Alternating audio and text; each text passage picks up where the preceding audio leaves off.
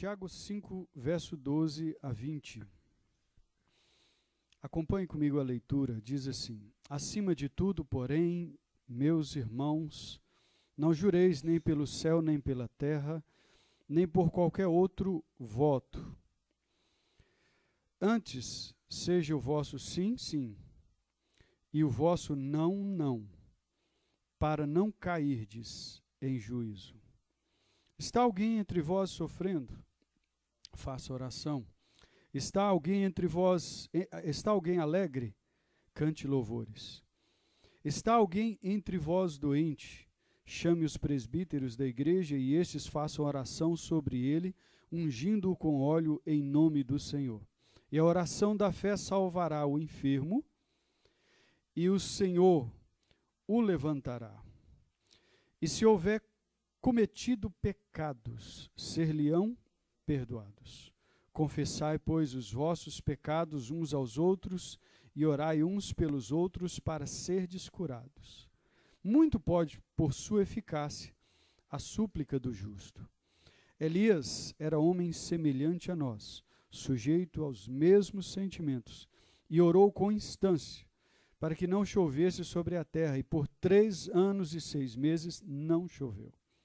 E orou de novo, e o céu deu chuva, e a terra fez germinar seus frutos. Meus irmãos, se algum entre vós se desviar da verdade e alguém o converter, sabei que aquele que converte o pecador do seu caminho errado, salvará da morte a alma dele e cobrirá multidão de pecados.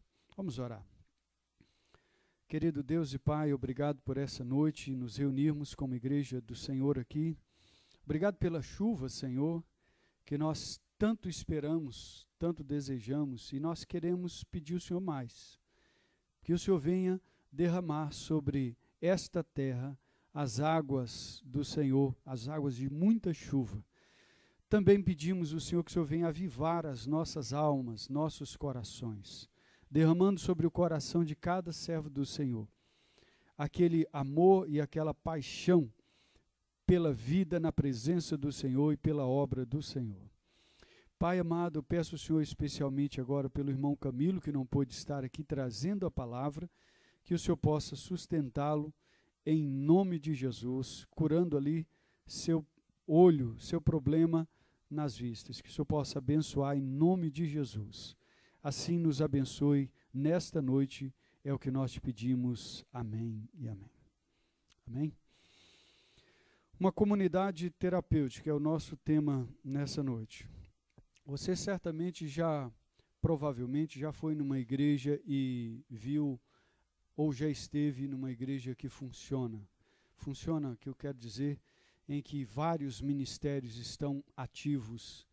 Você vê ministérios de jovens, de senhoras, de senhores, você vê de adolescentes, você vê ministério de música, você vê vários trabalhos e você vê muitas pessoas alcançadas, você vê casais sendo restaurados, jovens sendo salvos, você vê senhoras sendo assistidas, cuidadas, você vê senhores fortalecendo como esposo, como marido, como pai de família, você vê estas coisas acontecendo e você fica maravilhado. Alguns aqui talvez já tenham experimentado isso, outros não. Quando nós vimos uma igreja assim, dá vontade de ficar nela e estar nela ali por um bom tempo e nunca sair dela. Quantos não gostariam de ter uma igreja assim? É verdade? Você vê um trabalho funcionando maravilhosamente bem? Todos nós. O que, via de regra, nós esquecemos é que, para aquela igreja chegar naquele ponto, houve um trabalho perseverante e aqueles irmãos que estão lá estão dando o máximo de si para que aquilo aconteça. Pessoas crentes, servas de Deus, amam a obra de Deus e estão ali dedicados. Nós queremos a igreja boa, dificilmente queremos ser a igreja boa. Entende a diferença? Dificilmente queremos pagar o preço de ser esta igreja. A Bíblia nos chama para pagar o preço. E essa é uma parte que muitas vezes nós tentamos nos desvencilhar dela. O texto que nós temos aqui, meus queridos, é um texto em que Tiago está encerrando sua carta a uma comunidade que havia abandonado o vigor da fé. A igreja de Jerusalém, a igreja entre os judeus havia perdido o vigor, perdido a paixão, perdido o calor, perdido o amor pela obra. Era uma igreja que se tornou apática. Uma grande igreja, foi mãe de outras igrejas, fez uma grande obra, mas perdeu. Alguns se tornaram secularizados, cristãos secularizados. Eles faziam negócios e nem perguntavam se era a vontade de Deus. E Tiago os instrui. Vocês deveriam pelo menos perguntar se Deus quiser, eu faço esse ou aquele projeto. Outros se tornaram indiferentes para com os próprios irmãos. Chegava gente sofrendo na casa de um irmão e o irmão dizia assim, e chegava com fome, e o irmão dizia assim, vai-te em paz, Deus te abençoe. Né? O irmão com fome, sofrendo ali, necessidade, e o irmão só ministrava, como na linguagem de hoje, né? Só ministrava a bênção. Vai na bênção, irmão, vai na paz. Mas podendo ajudar, não fazia. Eles tinham abandonado a prática da oração, a prática da dedicação. Eles não estavam mais aprendendo a palavra de Deus. E alguns se tornaram mestres. E Tiago diz, cuidado, porque vocês se tornam mestres, aprendem muita coisa, aprendem muito na igreja, mas não pratica nada. E ele diz, não vos torneis, muitos de vós, mestres. Tiago 3, verso 1. Outros já era o seguinte, aprendiam a palavra, mas não punham em prática, não ajudavam os órfãos e as viúvas e se gabavam de ser religiosos, Era uma igreja doente, era uma igreja que também falava mal demais das outras pessoas, né? Tiago capítulo 3 é o famoso texto que fala sobre o uso da má língua. Tomar cuidado para não ser fonte de maldição, de conversa fiada e passar a falar coisas que devemos falar. Enfim, Tiago está com uma igreja que está doente e ele está falando para ela. Ele está encerrando a sua carta e ele vai trazer orientações gerais. Vamos tirar algumas lições rapidinhas, rápidas lições aqui sobre esse texto. A primeira está no verso 12, eu quero que você note o que é uma comunidade terapêutica. Vamos ler juntos? Acima de tudo, porém, meus irmãos, não jureis nem pelo céu, nem pela terra, nem por qualquer outro voto. Antes, seja o vosso sim, sim, e o vosso não, não, para não cairdes em juízo. A primeira lição que nós queremos deixar é que uma comunidade terapêutica, ela preserva a prática da verdade. Preserva a prática da verdade. E aqui, especialmente no falar. Aonde não há a prática da verdade, seja numa família, seja numa igreja, seja num trabalho, seja em qualquer lugar, qualquer repartição, as pessoas adoecem a alma, adoecem o coração. É preciso que haja a prática da verdade. A verdade, então, é nos ensinada pelo Senhor Jesus. E aqui Tiago diz assim, seja o vosso falar, repetindo as palavras do nosso mestre, sim, sim, ou não, não. O que diz passar, Jesus diz, é de procedência do maligno. Ou Tiago diz, para não cairdes em juízo ou em condenação. Irmãos, a igreja deve ser uma igreja de uma palavra só. Não podemos fazer juramentos. Mas em que sentido? Significa que você não pode ir ao fórum? Danilo vai te ver lá no fórum fazendo algum juramento. Ou você não pode fazer juramento aqui na igreja? Você sabe que na igreja tem vários juramentos, né? Por exemplo, quando você batiza, você diz assim: eu prometo sustentar esta igreja com a minha presença nos cultos, com os dízimos e ofertas. Eu prometo fortalecer, amparar, ser obediente à liderança enquanto a liderança estiver submissa à palavra. Eu prometo, eu prometo, eu prometo. Você fez um juramento. É desse tipo que Jesus está dizendo? Não. Era daquelas pessoas que faziam da seguinte maneira. Eles queriam enganar a pessoa num negócio e eles diziam assim: eu juro que esse carro está bom. Juro para você, de pé junto, pela minha mãezinha, certo? Que Deus a tenha no céu. Eu juro, a mãe nem está aí, né? Então, eu juro, mas na verdade o coração está certo de que o que ele está falando é uma enganação. Uma igreja terapêutica, ela é uma igreja sincera, cuja comunicação transparece exatamente o que está no coração. Não esconde, não esconde.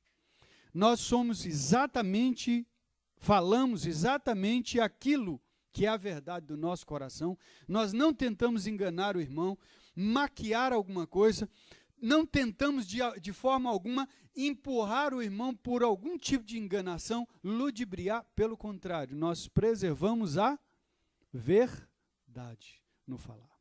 Essa é uma das características que Tiago nos chama a atenção. A igreja deve ser assim, uma igreja de uma palavra só, não de uma palavra duvidosa, um povo de uma palavra só. Segunda característica que eu quero que você veja comigo é que esta comunidade é uma comunidade que se cuida mutuamente. Olha comigo agora o verso 13 até o 18. Primeiro verso 13, todos juntos? Está alguém entre vós sofrendo? Faça oração. Está alguém alegre? Cante louvores. E a primeira coisa que nós vimos aqui é que ninguém na igreja é invisível. Então, você não pode deixar os outros invisíveis ao seu olhar. Invisível é o seguinte: eu não sei o que está acontecendo com o irmão, mas também não quero nem saber. Também não me ocupo em saber. Irmãos, a igreja é uma comunidade terapêutica. Se um está sofrendo, todos sofrem junto. E aqui tem uma preocupação muito séria. Muitas vezes nós estamos assim, nós vemos um irmão faltando um culto, parando, um outro afastando, um outro vazando. E a gente nem passa a saber se está tudo bem. É claro que, por exemplo, de visitantes a gente não deve ficar cobrando. De pessoas que ainda não são efetivamente da igreja, nós não devemos de forma alguma cobrar, e nem dos membros. Cobrar não. Mas um irmão, quando ele não se importa com o outro, com a igreja, que ele não se importa, ele não entendeu o que é ser igreja. Não entendeu. Sinceramente não entendeu. E se você pensa assim: eu quero ser invisível na igreja. Ó, vocês cuidam de sua vida aí? Como é que é? Que eu cuido da minha.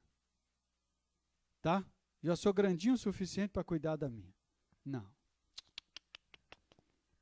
Não é ser igreja assim. Igreja não é isso. Está alguém entre vós? Está na sua Bíblia aí, vamos lá?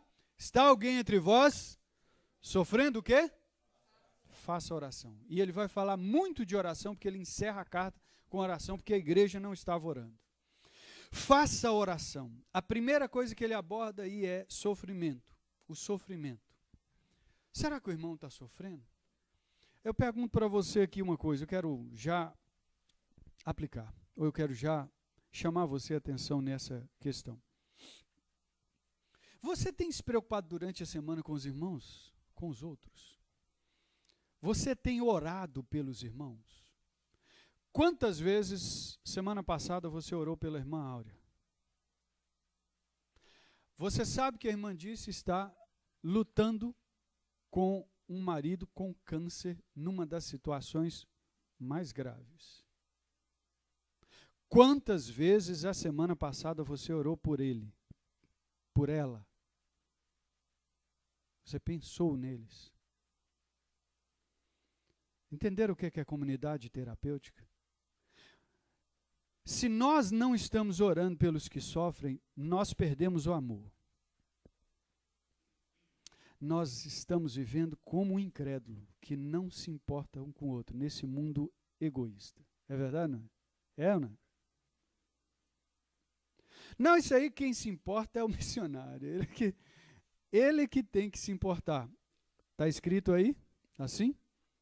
Está alguém entre vós sofrendo? O quê? Isso é para toda a igreja. Faça oração. Ele diz mais, está alguém o quê? Alegre? Cante salmos, ou cante louvores na nossa tradução, o original é salmos, cantar a palavra do Senhor, né? Que é sempre uma ênfase, não cantar o que nós queremos, mas a palavra de Deus. Irmãos, preste atenção numa coisa. Está alguém alegre? Você está se alegrando com as bênçãos na vida dos outros irmãos? Você está se alegrando? Para você se alegrar com os que se alegram e para você chorar com os que choram, orar pelos que sofrem, você tem que fazer com que esse irmão não seja invisível na sua vida. Ele tem que estar visível, não para falar mal dele, né? Ficar tricotando. Você viu, o irmão está sofrendo aquilo, é castigo de Deus, ó, pesando a mão assim, esmagando a cabeça dele. Não é isso não. É uma comunidade que no lugar do sofrimento, como diz William Hendrickson, né, ele diz assim, no lugar do sofrimento, ao invés de nós murmurarmos, nós oramos. Essa é uma comunidade assim. O pastor contou para nós que no dia que a irmã, lá da igreja de Três Marias, o casal, né, levou a irmã, a sua filhinha que faleceu porque um banco caiu sobre ela, na roça. Quando ela chegou no hospital, já tinha irmãos no hospital esperando ela. Ela saiu da roça pertinho, já tinha irmãos lá. Quando ela saiu de dentro do consultório lá fora, já tinha mais de 50 irmãos na porta do hospital, esperando e orando por ela. Vocês estão me entendendo o que é isso? Às vezes, irmãos, tem coisa acontecendo entre os irmãos e os próprios irmãos não estão nem aí. Agora, é uma coisa linda quando você vê, um dia que, no estudo bíblico aqui, né, o irmão Geraldo resolveu fazer uma presepada aí, né, eu tinha que lembrar dessa parte como ilustração do sermão, viu, irmão? Pula. O irmão Geraldo começou a dormir sozinho aqui, e nós tivemos que levar ele para o hospital, né, a irmã Marleide descabelando e tal. E nós levamos. Todos os que estavam aqui, né, quando saímos lá do hospital, estava a trinca de menino lá na frente, né? Trinca, essa é bem mais antiga um pouquinho. E lá na frente, será que nós vamos perder essa característica? Será que nós vamos perder isso, irmãos? Será que nós vamos largar isso? Eu pergunto a você, como nós devemos agir como igreja? Nunca deixe nenhum irmão, nenhum invisível, tá bom? Aquele tipo que você passa por ele, não é passar na rua e ficar exigindo, nem me cumprimentou. Isso tem o irmão que não cumprimenta porque ele está com a cabeça cheia de problema e não está nem te vendo, meu filho. Para com isso. Vai preocupar com coisa mais importante. Mas é não ver o irmão assim, não ver o sofrimento dos outros. Tá bom, irmãos? Não querer saber, não orar, não colocar isso numa listinha. Você pega uma listinha, certo? Será que eu trouxe minha lista de oração? Né? Então, você faz a lista de oração com o nome dos irmãos e você ora, põe isso. Está aqui não, está por aí. Então, você pega a sua lista de oração, tá bom, irmãos? Ó, faz uma lista, não é essa não, né? Não é essa não, mas está por aqui. Faz uma lista de oração de irmãos, coloque quando você vai orar todo dia de manhã, porque você ora todo dia de manhã, amém? Não fala amém se não for verdade não, porque lembra, nós aprendemos aqui agora há pouco que a boca tem que falar o que for verdade. Então, não vai falar sim, sendo que é não. Então, você que está orando de manhã, você vai, coloca a sua lista, ora por cada irmão. Amém? Diminuiu os améns, mas vamos lá. Tiago capítulo 5, verso 14, e nós vamos ler até o 16. Vamos lá? Está alguém entre vós doente? Chame os presbíteros da igreja e estes façam oração sobre ele, ungindo-o com óleo em nome do Senhor. E a oração da fé salvará o enfermo e o Senhor o levantará. E se houver cometido pecado, ser-lhe-ão perdoados. Confessai, pois, os vossos pecados uns aos outros e orai uns pelos outros para serdes curados.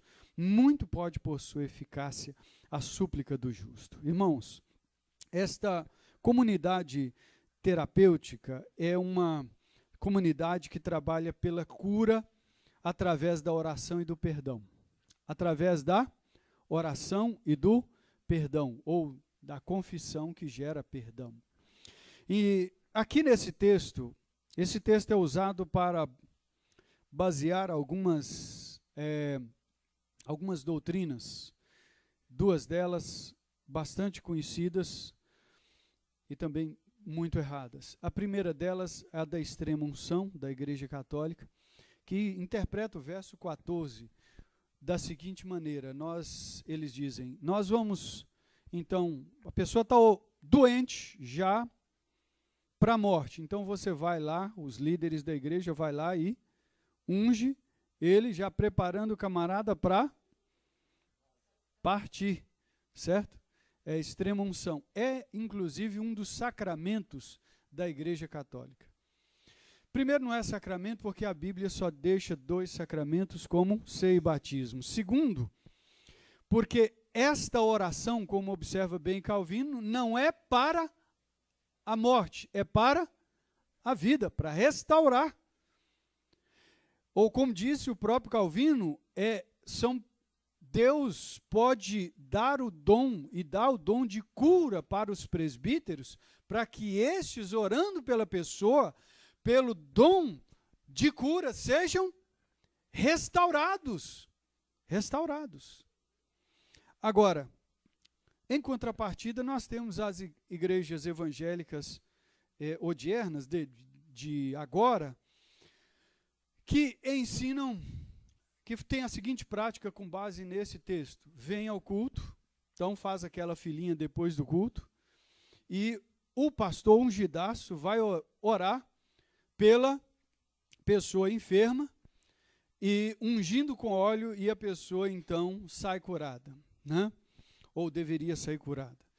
Bom, mas o texto não tem nada disso. Vamos ver no texto que é isso que nos interessa. A primeira coisa que ele diz, verso 14, todos juntos: está alguém entre vós doente? Primeira coisa, está alguém, uma pessoa. Tem uma pessoa que está doente entre vós. Primeiro, quer dizer, da igreja.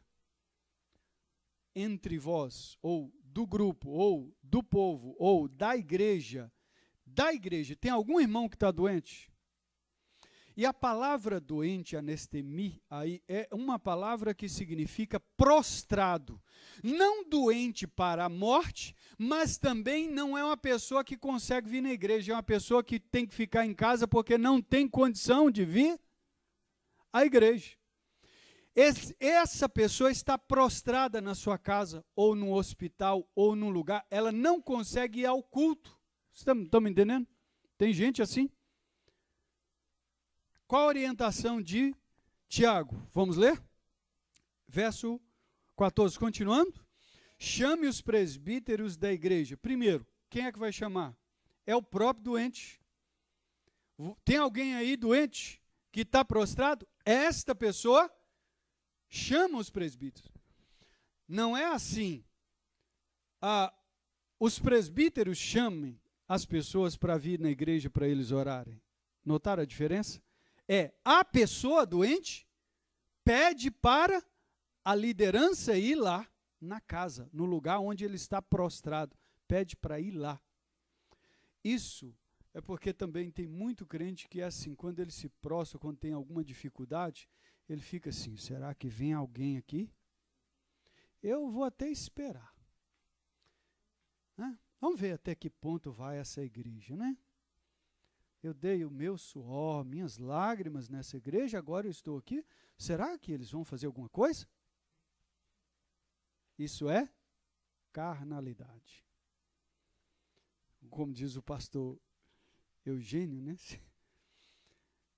Que tinha uma irmã da igreja que já tinha acho que 6 meses que não ia mais na igreja e falava assim, não vou enquanto o pastor não vier aqui me visitar. Tem crente, irmãos, tão infantil que dá piti. Sabe aquelas criancinhas que fazem assim? Tem uns adultos que fazem isso. Irmãos, não é assim. Você está sofrendo, você está precisando de ajuda da igreja? Notou que Tiago chamou a atenção da igreja. Agora ele chama a atenção de quem? Do crente que está lá na necessidade. Você tem que reagir, meu filho. Você tem que tomar postura. Chame os presbíteros. Vem aqui orar por mim que o trem aqui está feio. Entendeu? Não é ficar lá. Vamos lá. Se não faz, eu também não faço. Vamos ver. Isso é carne, irmãos. Isso é carnalidade. Chame os presbíteros e o que mais?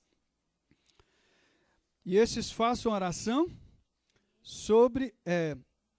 ele. Preste atenção numa coisa. É chamar o pastor ungidão? O que diz aí?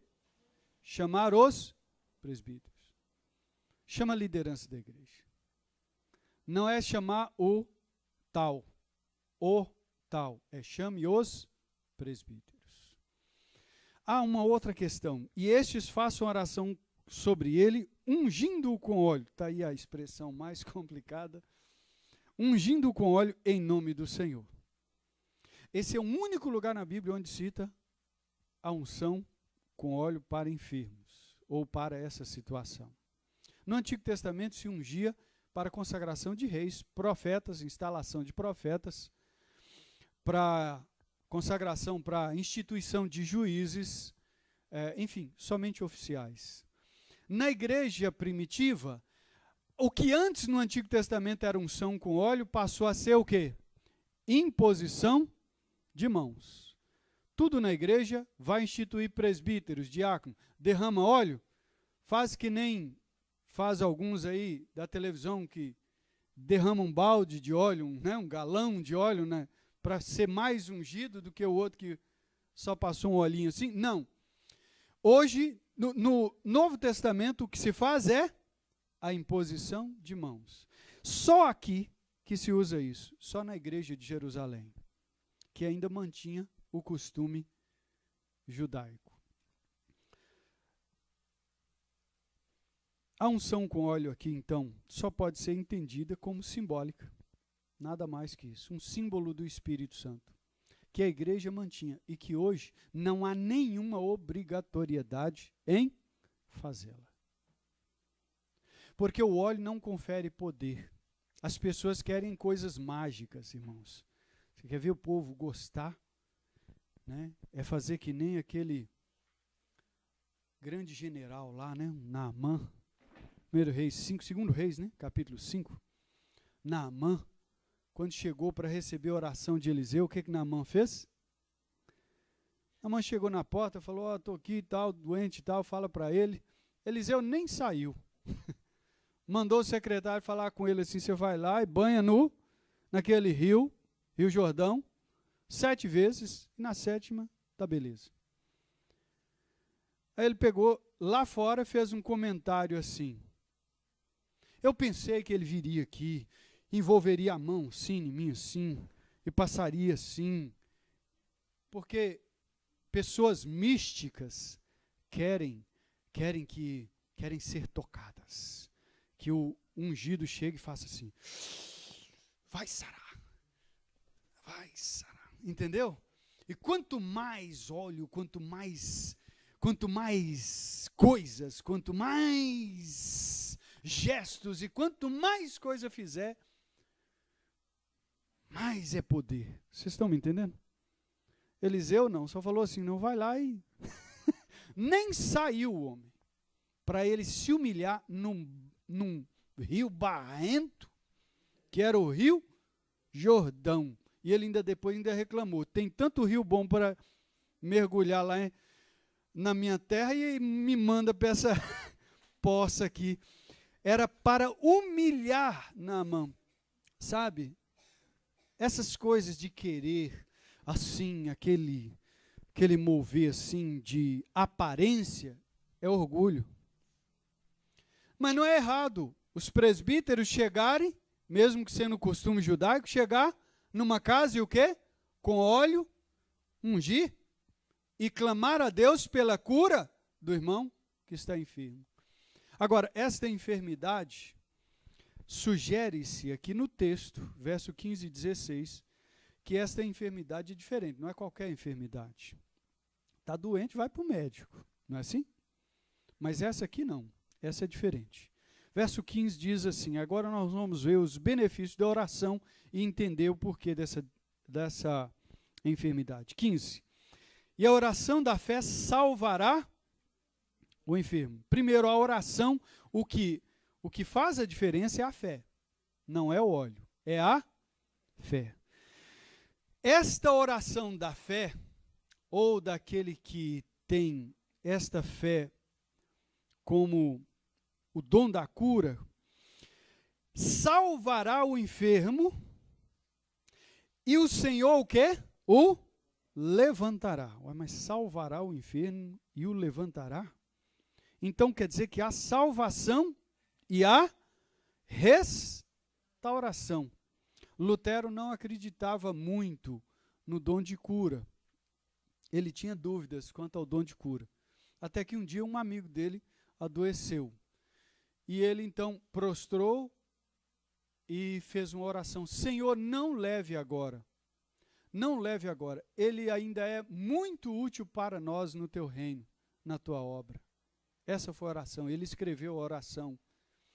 E depois que ele levantou da oração, com convicção de que Deus, naquela oração, tinha atendido ele então escreveu a oração, escreveu uma carta para esse amigo que estava enfermo, mortalmente enfermo, escreveu.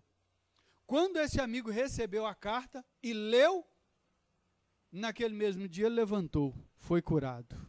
Amém? Então, esta oração, ele fez assim porque morava longe, não podia ir lá. Mas esse amigo tinha mandado a notícia para ele, e ele então atendeu com uma oração. Irmãos, salvará o enfermo e o Senhor o levantará. E se houver o quê? Cometido pecado, ser-lhe-ão perdoados. Esta provavelmente é uma doença causada ou mantida por um pecado específico. Ele diz aqui no verso 16, e aqui eu quero fazer assim ampliar um pouco o assunto. A oração, ela deve estar acompanhada de perdão dos pecados ou da confissão. Verso 16, todos juntos? Confessai, pois, os vossos pecados uns aos outros e orai uns pelos outros para seres curados. Primeira coisa. Confessai os vossos pecados uns aos outros. Guarde aqui no coração isso aqui, ó. Olhe bem para mim e guarde isso aqui. Você não pode ser curado fisicamente, se o seu problema físico é oriundo, é de origem espiritual, você não pode ser curado se você não tiver pelo menos uma pessoa para acompanhar você, a quem você abre o coração para essa pessoa. Uma pessoa que te acompanha e é seu irmão na fé e que te escuta e que te ajuda. Se você ficar sozinho, você não é curado nunca. O método de Deus é pessoas, usar irmãos, é a igreja. Por isso você precisa confessar os seus pecados uns aos outros. O pessoal lá de casa sabe, por exemplo, que eu tenho 2 confidentes. A Alessandra, a primeira, e o pastor Luiz. Quando o pastor Luiz chega aí, nós nem combinamos, não. Eu nem falei isso como instituição, mas todo mundo nós 2 já sabemos. Entramos lá no quarto e vamos o quê?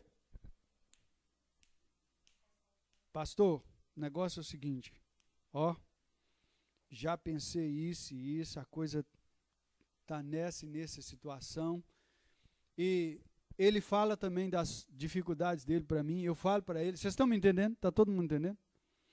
E a gente se abre, não como eu faço com a Alessandra, mas a gente se abre muito nas questões do ministério. Eu tenho que ter uma pessoa para me ouvir. Você, escute aqui, escute bem sério isso. Você precisa encontrar na igreja aqui. Eu procuro o pastor porque eu tenho coisas ministeriais que eu tenho que resolver até da igreja de lá. Vocês estão me entendendo?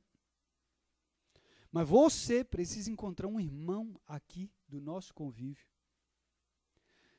para você confessar os seus pecados. Ele não falou assim para você contar as suas tristezas. É claro, contar também as tristezas. Mas muito mais do que isso é o quê? Confessar os pecados. E aí você não precisa nem ir em psicólogo.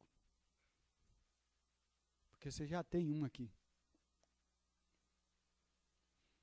Agora, você fala assim,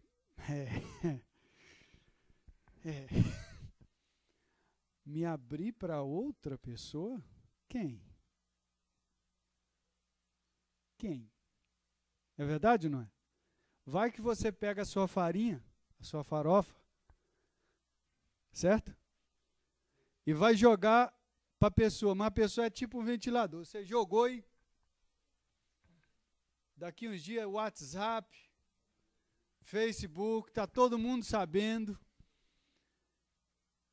Ou então, a pessoa está pior do que você, no sentido de que ela está sem rumo. Você fala, irmão, eu estou com esse e aquele problema lá em casa. Eu quero compartilhar com você. Ih, lá em casa está bem pior, coisa está feia lá também, só você vendo. Eu estou para largar aquela mulher. E você fala assim, ué, mas eu vim caçando um ouvido que cura, eu estou precisando. Você entendeu? A necessidade de cada um de nós amadurecermos na fé. A igreja tem que ter gente, o quê? Madura. Tem um irmão que está assim, ó, irmão, eu queria falar para você, eu estou quase desistindo da igreja. Eu não falo isso para muita gente, mas eu queria falar para você porque, sei lá, bateu uma coisa assim. E o outro irmão chega e fala...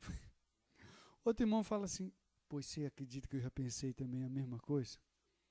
E você sabe de uma coisa, essa igreja, ela é muito fria, é muito esquisita, esses crentes, eu vou falar com você. Aí de você começa a pensar, aí de repente você afasta mesmo. Por quê?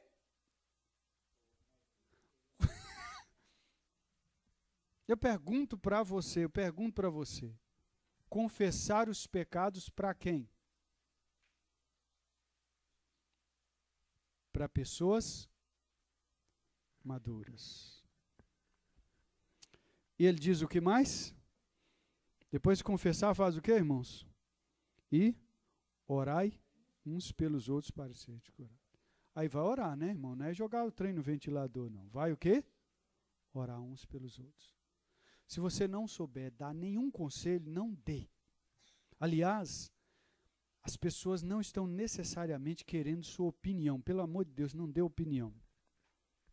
Se você tiver um conselho bíblico, você pode dar o conselho?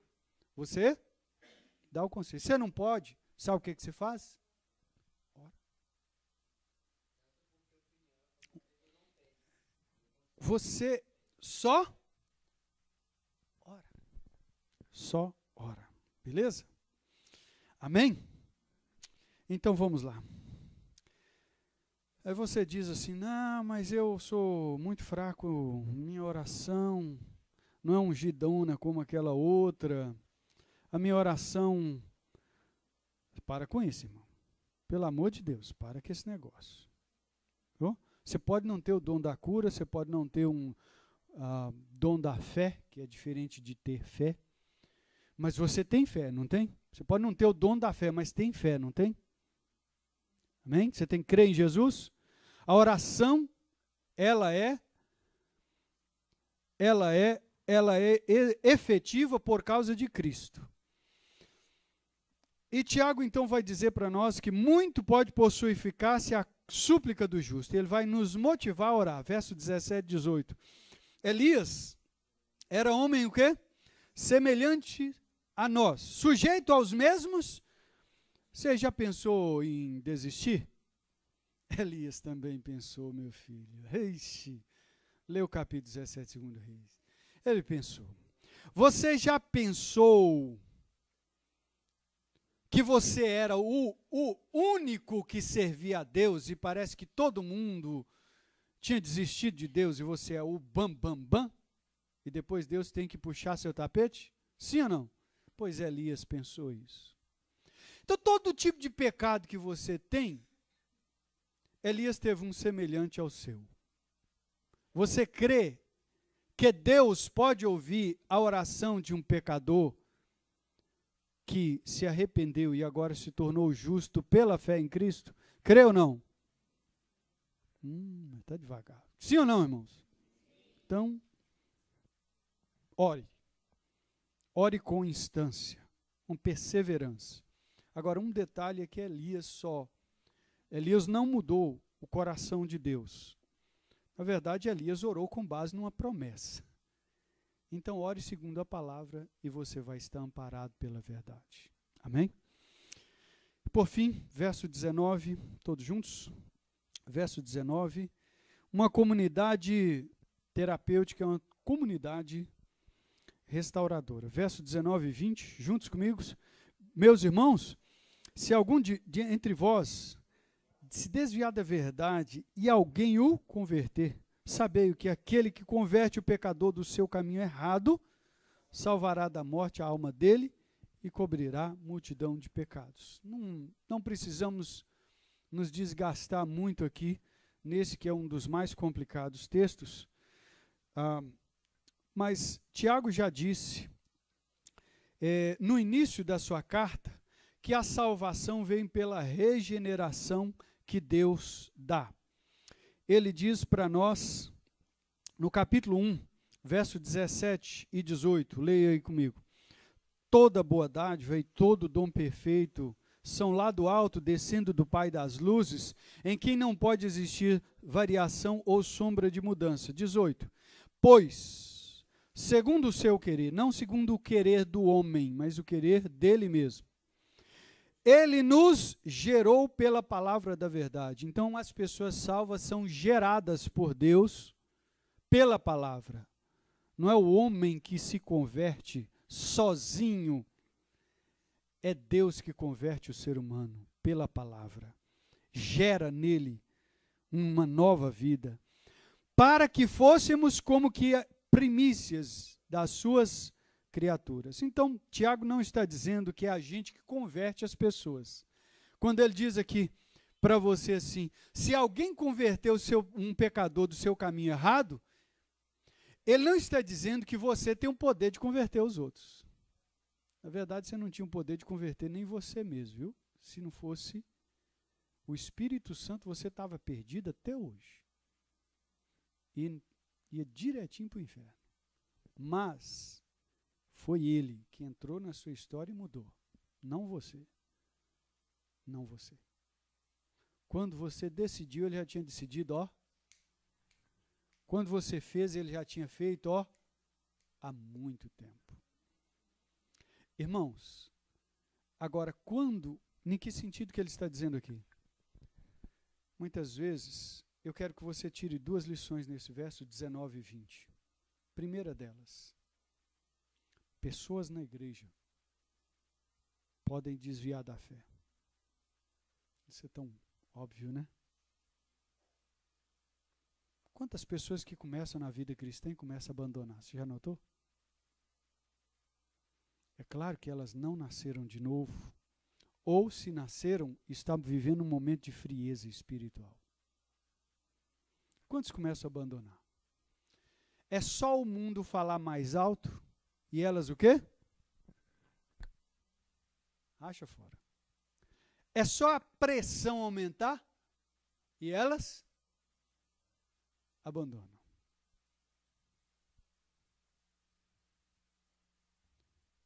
Mas Tiago diz que esta igreja é uma igreja que vai atrás de cada uma dessas pessoas para procurar o quê? Restaurar essas pessoas. Você consegue lembrar de alguma pessoa que estava vindo nesta igreja, aqui na igreja, há pelo menos uns 3 meses aqui atrás, ou 4, ou 5, sei lá, por aí, e você sente falta dela? Você já agiu por essa pessoa tentando restaurar?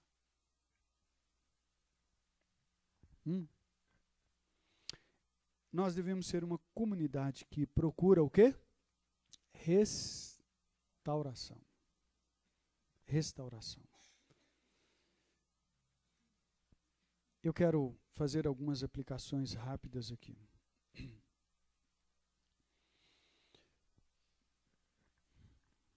Ser uma igreja terapêutica, uma comunidade terapêutica, tem um preço muito alto para cada um de nós.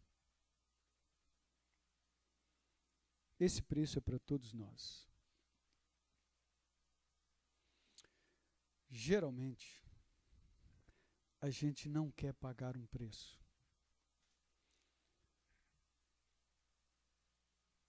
Considerando tudo que nós vimos aqui agora, qual preço na sua vida você calcula aí que você deveria pagar hoje? Quando eu digo pagar um preço, eu tenho que mudar algumas coisas para eu ser mais bênção na vida de outras pessoas. Eu tenho que ser uma pessoa de uma palavra só. Eu tenho que ficar mais atento com os irmãos da igreja. O que está acontecendo com o Danilo? Né? Achei interessante, eu estava visitando a avó do Danilo e na oração, como eu sempre oro para o Danilo, eu oro pela viagem de ida e de volta. Pessoas internacionais, né? Muito, né? Intermunicipal. E ela ficou depois observando por que eu orei por aquele detalhe, por esse detalhe, né? E na saída ela falou alguma coisa sobre isso. E eu nunca tinha percebido que uma pessoa poderia observar que a gente está observando um detalhe na vida do irmão. Vocês estão me entendendo? E eu pergunto para você, você está observando cada um de nós? Cada um? Até que ponto? Você está atento a isso? Você é limitado como eu. Tem coisa na sua vida que eu precisaria atender, mas não consigo. Mas você está fazendo o possível? realmente. Outra coisa. Será que nós estamos orando e amadurecendo a nossa vida e nos tornando pessoas conselheiras, capazes de ouvir? Também estamos compartilhando das nossas fraquezas com um irmão e sendo mais próximos? Irmãos, em igrejas de milhares de pessoas tem gente sozinha. Sabe por que está sozinho? E lá tem muitos irmãos maduros. Por que elas ficam sozinhas? Porque não obedecem o que está na palavra do Senhor. Então não é a quantidade da igreja, é a atitude. Atitude. Nós temos que ter o quê? Atitude. Eu quero compartilhar minha vida. Eu quero ser uma pessoa assim. Eu quero ser uma pessoa que as pessoas tenham a liberdade de falar comigo. E se eu não souber ensinar nada da palavra, o que eu vou fazer com elas? Orar. Orar eu posso. Porque Elias era homem pecador que nem eu. Mas ele orou segundo a vontade de Deus. E Deus atendeu. Outra questão. Nós estamos indo atrás dos perdidos e dos que se desviam, dos que enfraquecem? Estamos indo? Somos modelo nisso? Somos modelo nessas questões? Pensem nisso. Se nós, irmãos, aqui como igreja, não fizermos assim, não resta muito para a nossa igreja.